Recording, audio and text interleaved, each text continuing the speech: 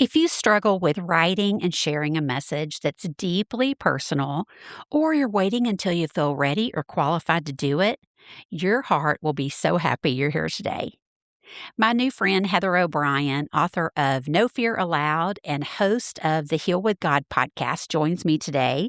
Heather and I connected on Podmatch, and I couldn't wait to talk to her about her journey of helping people heal from fear and anxiety and how she's realized the one thing that was holding her own message back and how she overcame it to relate to readers and listeners even more. And of course, we're going to talk about how she's getting on so many podcasts as a guest through Podmatch. You are in for a treat today, so let's get to it. Welcome, Heather. I'm so excited you're here on Book Marketing Mania today. Thank you. I'm so excited for this conversation. I know it's going to be so good. I'm kind of fangirling over here. Oh, you're so sweet. Oh my gosh. So, first off, let's talk about your book, No Fear Allowed, and tell us who you wrote that book for. Yeah. I wrote that book for Christians who are wanting to heal with God, but stuck in fear, fear, panic, anxiety, all those different worry warts. Because that was me. I was Hmm. stuck with anxiety and depression and all of those ugly things, even though I was a Christian and love God. And I found a way out. I found a framework that worked and I helped clients do it. And I wanted to share it with the world. I wanted to be able to say, hey, this is actually a framework you can follow because it worked for me, it worked for them, and different kinds of problems. But the same framework was helping everyone go through it. So, yeah, I just wanted to get it on paper so it helped more people. Yeah, I love that so much. I was thinking when you mentioned those, like, you get so anxious about one certain thing, or it can be something that just goes on and on and on forever. Like, I'm a special needs mom, so the anxiety doesn't seem to ever go away. But you can kind of conquer it in one way, but then it like pops up in another area of your life, and you're like, oh, shoot. So it's so nice to have a resource, right, to keep turning back to in Yeah. addition to God's word, but just to keep going, oh, wait, I've struggled with this before. And I think I remember somebody had a great, ideas for me. So I can go Uh-huh. pull that book off the shelf again. Well, and then so let's talk about your podcast, Heal with God, which I love so much. So did the book come first or the podcast? Well, I actually have several books. Uh-huh. So, and I'm writing a new book called Heal with God. So kind of did it Oh, okay, okay. backwards. I all the other books I wrote as I was helping other people through their journeys, but this last one I was going through a podcasting school, Mhm. and through that I built a course to Mhm. help my students, and I still work with them too. Mhm. But it helps them give them work to do on the back end when they're not with me. So I Mhm. built the course and then took all of the transcripts from the course and turned that into a book. So it Mhm. kinda worked backwards with that one, and the course, the podcast and everything was rebranded to Heal with God, and it's actually kind of like a culmination of all of my coaching, Uh-huh. Yeah. plus the other books that I've written. So it's a culmination of everything, if you will. Yeah, yeah. That's so great. I mean, it's so funny to think about it, like, okay, I worked backwards, but then Uh-huh. I think about, that's in my mind, it's also forward, right? Because that's what I mean, I've yet to publish a book. I keep saying I'm working on a book and I'm writing a book. And I know, like, when I pulled my stuff from my podcast, it was that same kind of thing. I didn't really realize, wow, I've already been talking about all this, for all these years. Let's just pull that, into a book, Uh-huh. which, I'm still working on. Um, but I was thinking about it with a girlfriend of mine this weekend. We were doing some co-working and I was just talking to her like she started her podcast several years ago and she just launched her book. And I was like, remember, you've been marketing that book for years. It Uh-huh. really, I mean, that's the content you put in your book, so you're way ahead of where you even think you are. We just might have to change how you're doing it and the topics you're talking about. But I Exactly. love how they just, yeah, everything just works perfectly together. Uh-huh. And you, like as a coach, being able to share on your podcast, to meet new people that might be interested in your book, but they might be interested in coaching, if they need a little bit more or your Right. course. And Right. no, I just love the way that all works out. What do you have one piece of advice you would share for like somebody that is writing their book and they thought maybe I should start a podcast, but I don't have time for that. I just gonna need to write my book right now. Uh Yeah, okay. Well, maybe a couple of pieces of advice. Uh huh. Yes to the podcast and yes to the writing. Maybe this goes for both pieces, but I'm just thinking be more vulnerable sooner. Hmm. Mm. When I share the stories that are embarrassing, that's when they really relate to the people listening. It really resonates and they feel seen. Hmm. Whenever I'm trying to be, you know, a teacher, more than a relatable human, they wanna listen to you, they wanna read your stuff, but also they're not so sure that it'll work for them. Mm. And so I found that when I'm more vulnerable quicker, that's when I'm more relatable and they'll actually buy into the message sooner. So I would say that's a huge piece of advice. And if you're thinking about writing a book, just start just one little bit at a time. My first book that I wrote, I was writing on my lunch hours. I was a full-time accountant and I just wrote a little bit on my lunch hours here and there. And the same for the next books, just a little bit here and there. And now this other one, I'm just writing on Sundays. Mm. Like that's when I have time to work on it. And for podcasting, so I started podcast in 2016, and Mhm. that's also when I had started book writing, but I didn't know that they would help each other. I Uh-huh. didn't understand how they're fueling each other together. I just thought this was just extra. But really, they are working hand in hand. Mhm. And I wish I realized that sooner. I wish I realized that I could promote to the audience before the book's ready. So right now I'm releasing the newer book, Heal with God, and I'm talking about it. I'm Mhm. talking about, hey, this is in the book. The book's not even out yet, but Mhm. it's coming Yeah. out. It's Yeah. coming out soon. And I'm able to now see how to market that book in a different way Uh-huh. because I started the podcast. Yeah.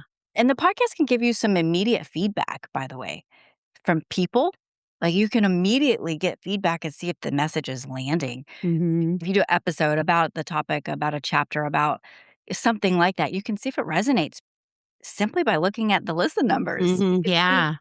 if the titles resonate. You can sometimes you get listener feedback and stuff. So, Uh-huh. it's actually a way to really build your community, but also get some feedback as an author and coach.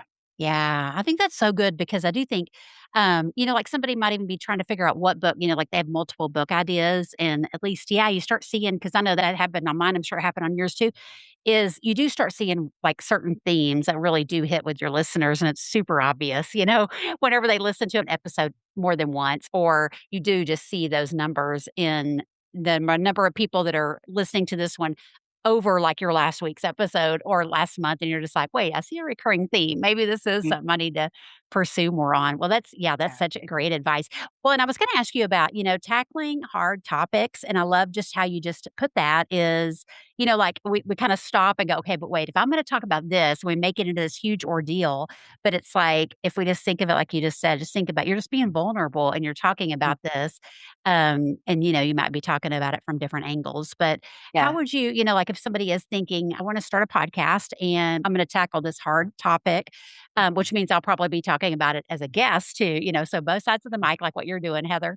Um, what advice would you have for them if that's the journey they're being called to really tackle this one really hard topic, but maybe they're not sure, like should that yeah. be talked about publicly like Um, that? I'm thinking about it in a couple different ways. Yes. Okay. So, number one, are you being led by God? Now, I'm a Christian. The whole point in my business is to follow God's lead, the Hmm. assignment on my life. And whether it gets the followers, whether it gets the download numbers or whatever. But if I Hmm. talk to one person that I was meant to talk to today, did it meet them where they were? Did it help them in their journey? And I try to remember that my assignment is kind of based on that, helping people heal with God. It's not really about all the publicity. And so when you have to get really vulnerable, I think about one episode I'm going to plan later today or Uh-huh. coming up. And I'm like, I have never said this out loud. I've always said that, yeah, that one struggle that you don't want to talk about, that you're too embarrassed to tell your friends about, that one.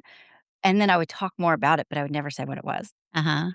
Well, it turns out the last, I guess, 2 or 3 weeks, it's really ministered to not only a couple of students, but even a friend needed to hear it. And I was Mm. like, "I went through that too." I didn't know and they needed to hear me say that because they thought, you know, how horrible it was. And so I say all that to say, like, I'm praying through it. God, is this really something I need to voice out loud that I really need to say? Mhm. I think it is because I think I've had enough confirmation now. Mhm. But the more I said it to them, I said, "I went through that too." They were like, "Oh." And I'm like, "Now I know exactly how to help you since you got vulnerable with me."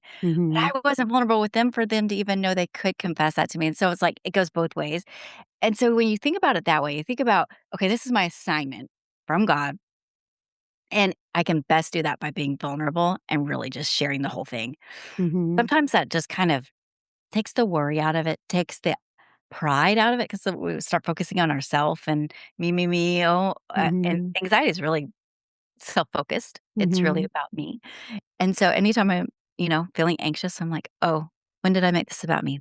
Mhm. And I remember it's about someone else needing to hear the message, and that really just hits it home, right? Mhm. Why are you sharing it? You're not sharing it because it's giving you any glory, especially whenever it's something hard. Mhm. And so if you're sharing it for someone else, then you remember that, and that really helps. Mhm. Yeah, that's what we wanna do is, like, meet our readers or our listeners, where they are. Like, we want them to be in one place, but they may not be there, right? They may not be there yet, and they need to hear, like, when we think back, "What was I going through when I was going through that struggle?"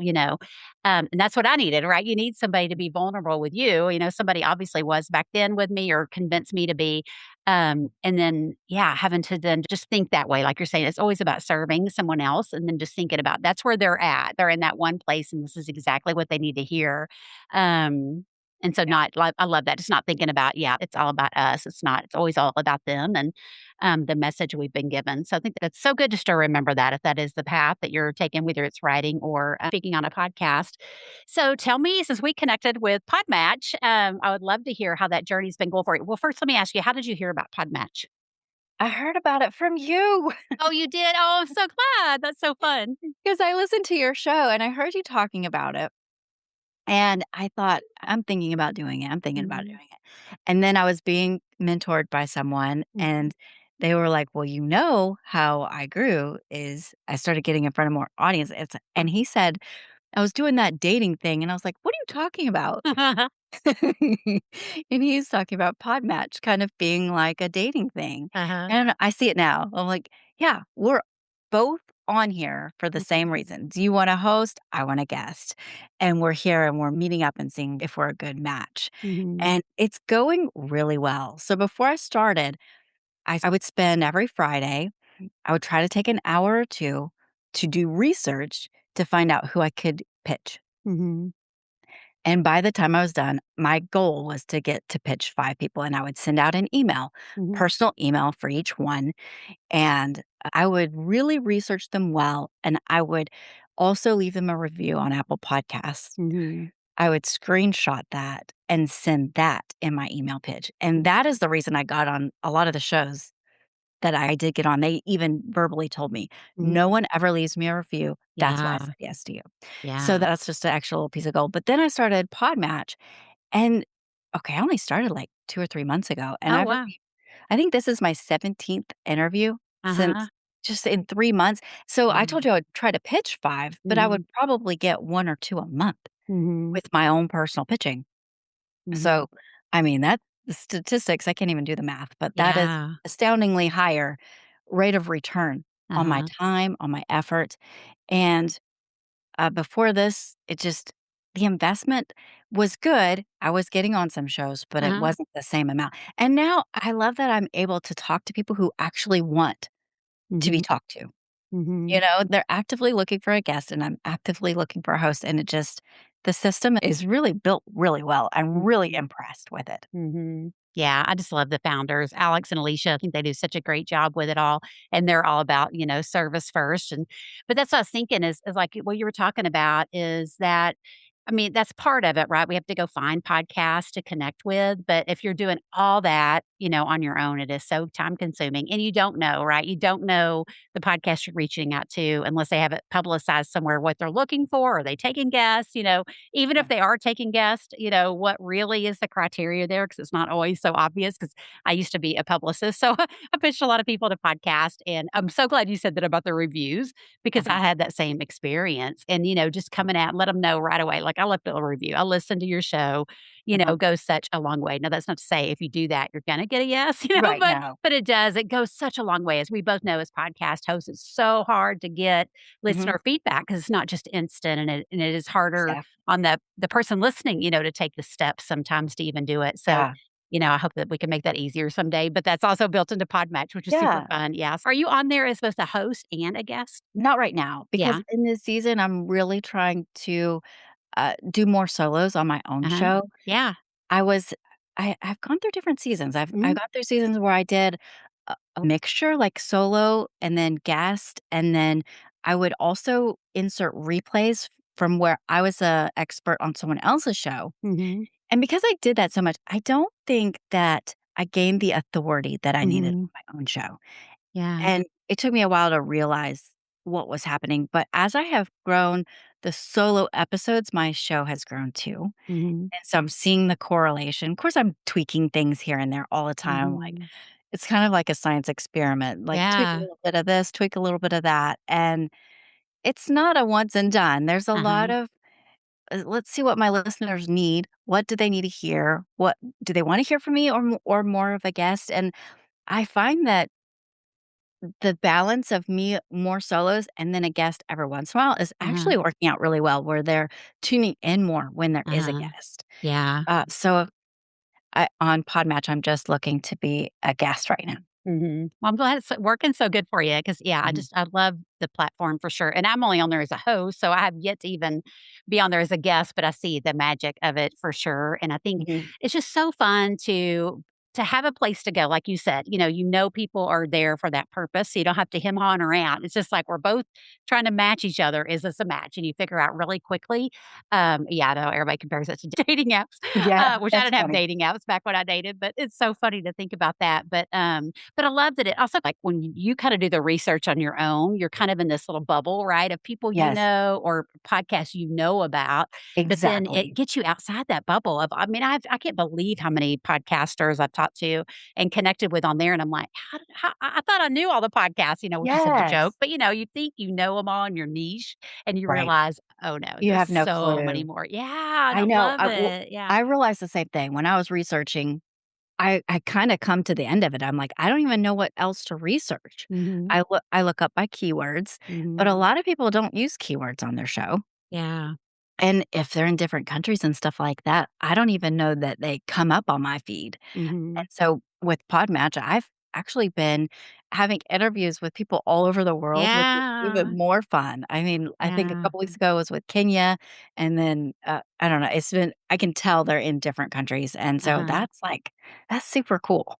Yeah, it is. Isn't it that we can just do that from our living rooms? I mean, I think both sides of the mic, like I know as a host, like when different countries pop up that somebody listened to the show or they reviewed the show and you're like, wait, I can be in my little, bedroom today recording this and someone clear across the world, gets to Yeah, hear it, which I mean, holy cow, and that what God's, calling us to do, right? And then yeah, it's like, exactly. yes, that's me too. I was on a podcast, in Australia, and I was like, "How cool is this that me and you were on video talking," like, that we can reach each other, that far away and get to serve It's audiences. I so mean, it just cool. yeah, it really It's is. one of my fun facts. So people say, "What's a fun fact about you?" I'm like, I've actually never had a passport. I've Oh, never gotten one. I left the country to go to Mexico one time when I was 18, but you didn't have uh-huh.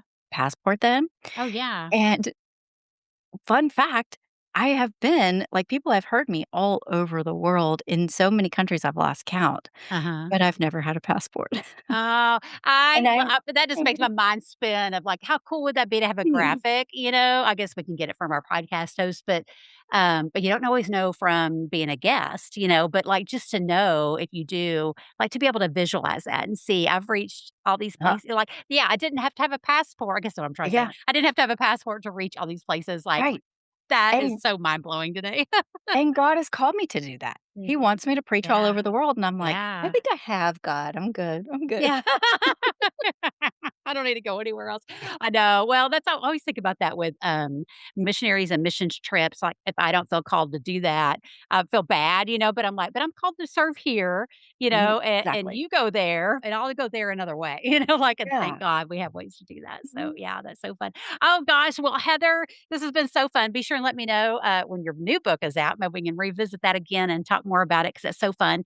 But I'm just so glad to connect with you today, and I so appreciate you being here to serve my listeners. Yeah, it's been a lovely conversation. I'm Yeah, so excited to get to see you face to face, I and I really know. love all of the way that you encourage the readers, the writers to use podcasting in a way to serve their readers, and I love all of the ways that you've come up with that. Oh, you're so sweet. Thank you. I would so appreciate that because again, we can't give that immediate feedback, so I love it if, somebody's on the show and can tell me like that or, reply to my email or something because yeah, it definitely keeps us going. And it's just that again, like you were saying, you just want to serve one person, right? So today I've had proof that I've served one. So thanks, Heather. And I'll be sure and put a link to your book and your podcast in the show notes.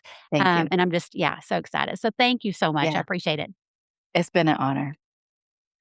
Oh, Heather said something in this episode that I keep coming back to, and it's be more vulnerable sooner.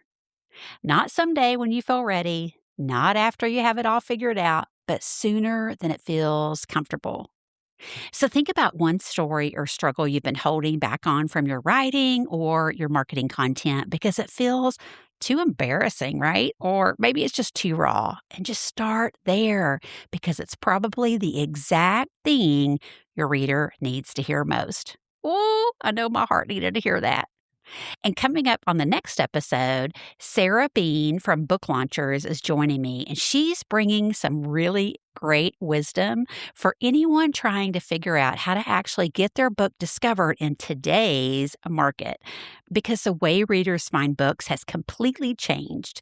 And if you're still thinking about marketing the way most authors do, you might be invisible to the very reader who needs your book most. You don't want to skip this one.